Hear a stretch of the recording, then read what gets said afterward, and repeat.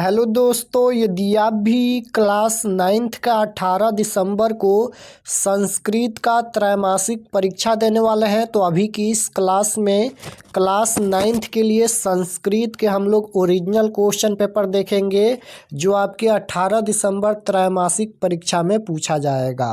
तो आप लोग इस क्लास में अंत तक बने रहिएगा। यहाँ पर देख सकते हो क्लास नाइन्थ क्वार्टरली एग्जामिनेशन दिसंबर 2025, त्रैमासिक परीक्षा दिसंबर 2025।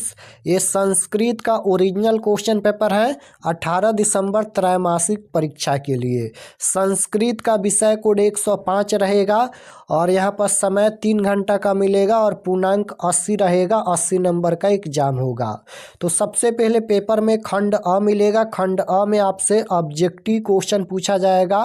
1 से लेकर 70 तक ऑब्जेक्टिव क्वेश्चन पूछा जाएगा, जिनमें से किन्हीं 40 प्रश्नों के उत्तर देना है परीक्षा में, यानी 70 क्वेश्चन में से 40 क्वेश्चन का आंसर देना है।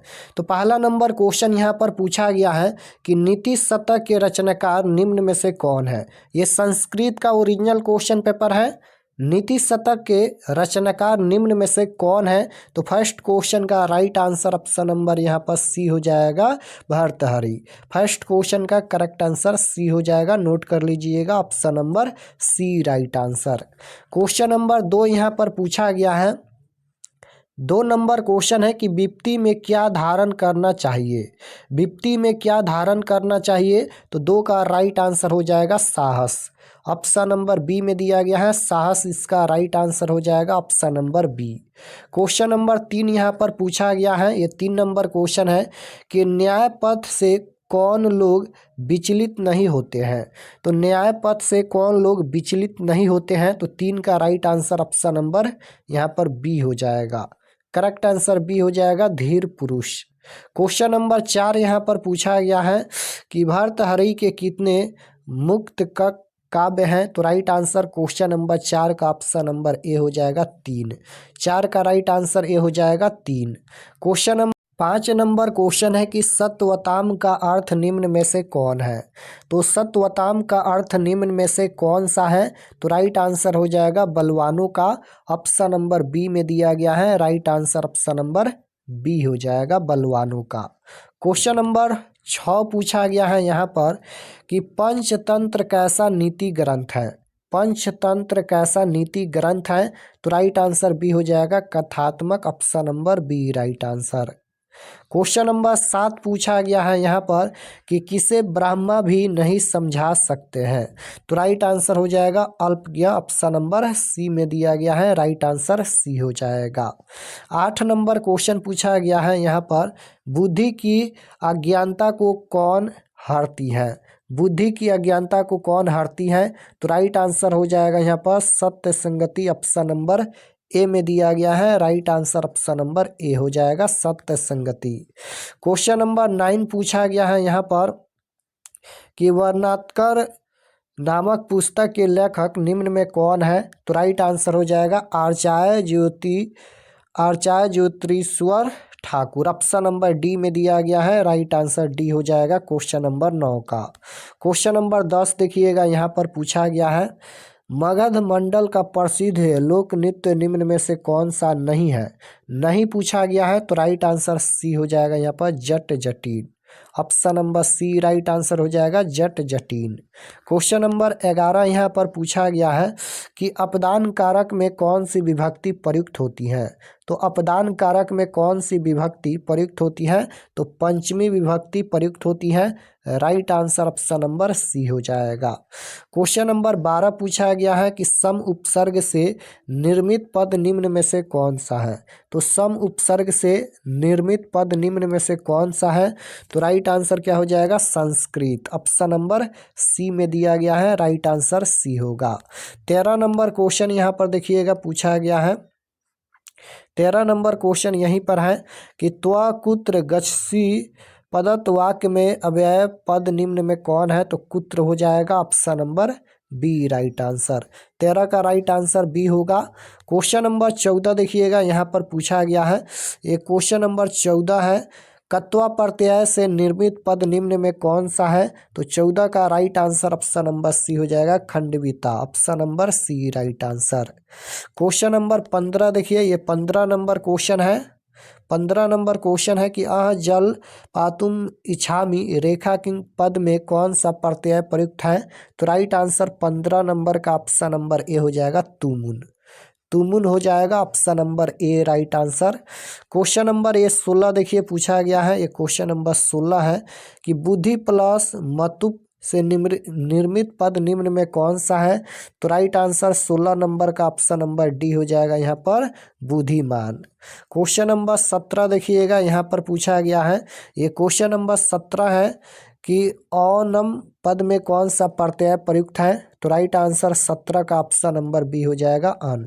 क्वेश्चन नंबर 18 पूछा गया है यहाँ पर कि सर्वनियम पद में कौन सा प्रयुक्त प्रत्यय है? तो राइट आंसर 18 का ऑप्शन नंबर सी हो जाएगा, अन्यर प्रत्यय। अन्यर प्रत्यय प्रयुक्त हुआ है। क्वेश्चन नंबर 19 पूछा गया है यहाँ पर कि त्रिरंग पद में कौन सा समास है? तो राइट आंसर क्या हो जाएगा? इसमें हो जाएगा द्विगु समास, क्योंकि यहाँ पर ये 3 संख्या का बोध हो रहा है तो संख्यावाचक है, तो ये द्विगु समास होगा। क्वेश्चन नंबर 20 पूछा गया है कि मनोज पद का संधि विच्छेद निम्न में कौन सा है? तो मनोज पद में संधि विच्छेद पूछा गया है, तो 20 का जो राइट आंसर हो जाएगा ऑप्शन नंबर ए हो जाएगा, मन प्लस ज। क्वेश्चन नंबर 21 पूछा गया है यहाँ पर कि विदेशिया लोक नाट्य के रचयिता निम्न में कौन है? तो राइट आंसर 21 नंबर का ये हो जाएगा, Bhikhari Thakur. Option number A right answer. Question number 22 यहाँ पर पूछा गया है कि लोक जीवन का अभिन्न अंग निम्न में से कौन सा है? तो 22 का राइट आंसर डी हो जाएगा, नित्य। Option number D right answer. Question number 23 यहाँ पर पूछा गया है कि विदापत लोक नाट्य किस अंचल में प्रचलित है? तो 23 का राइट आंसर ए हो जाएगा, मिथिला। मिथिला में प्रचलित है, राइट आंसर ए होगा, मिथिला।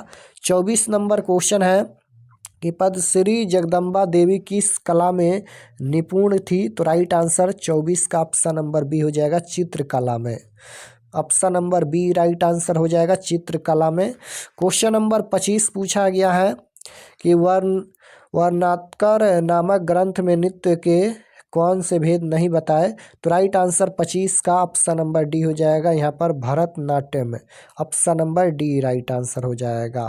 क्वेश्चन नंबर 26 है, ईद महोत्सव पाठ का मुख्य संदेश क्या है? तो 26 का जो राइट आंसर हो जाएगा, डी हो जाएगा, option number D. Question number 27 पूछा गया है कि ईद महोत्सव का प्रमुख पकवान निम्न में कौन है? तो सेवई। Option number C right answer. Question number 28 है, ईदगाह का अर्थ निम्न में कौन सा है? तो 28 का जो राइट आंसर हो जाएगा, ए हो जाएगा। क्वेश्चन नंबर 29 पूछा गया है, ये क्वेश्चन नंबर 29 है, अत्याकर्षकम इंद पर्व अस्ति रेखा किंग पद का प्रश्न निर्माण निम्न में से कौन सा है? तो 29 का जो राइट आंसर हो जाएगा, ए हो जाएगा, यहाँ पर कृद की Drishyam. Option number A right answer. Question number ये 29 हो गया। 30 नंबर देखिए, यहाँ पर पूछा गया है, रमजान के महीने में किसे देखकर रोजा रखा जाता है? तो 30 का जो राइट आंसर हो जाएगा, बी हो जाएगा, चंद्र। चंद्र इसका राइट आंसर हो जाएगा। 31 नंबर क्वेश्चन देखिए पूछा गया है कि प्रत्यय शब्द में कौन सा उपसर्ग प्रयुक्त हुआ है? प्रत्यय शब्द में कौन सा उपसर्ग प्रयुक्त हुआ है? तो 31 का राइट आंसर सी हो जाएगा, प्रति। प्रति इसका राइट आंसर होगा।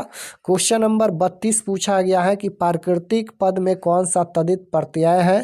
तो 32 का राइट आंसर डी हो जाएगा, इसमें ठक प्रत्यय प्रयुक्त हुआ है। क्वेश्चन नंबर 33 है कि संस्कृति पद में कौन सा प्रत्यय प्रयुक्त है? तो संस्कृति पद में कौन सा प्रत्यय प्रयुक्त हुआ है? तो 33 का राइट आंसर डी हो जाएगा, क्वितिन।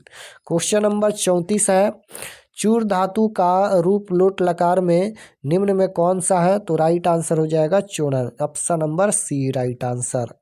क्वेश्चन नंबर 35 पूछा गया है कि करोशी किस लकार का रूप है? करोशी किस लकार का रूप है? तो ये लट लकार का रूप है, राइट आंसर डी हो जाएगा। क्वेश्चन नंबर 36 है, विदुषी पद में कौन सी विभक्ति प्रयुक्त है? तो विदुषी पद में कौन सी विभक्ति प्रयुक्त है? तो 36 का राइट आंसर सी हो जाएगा, सप्तमी। Option number C right answer. 37 number question है कि तद शब्द का सप्तमी विभक्ति द्विवचन का रूप निम्न में से कौन है? तो 37 का राइट आंसर सी हो जाएगा, तयो।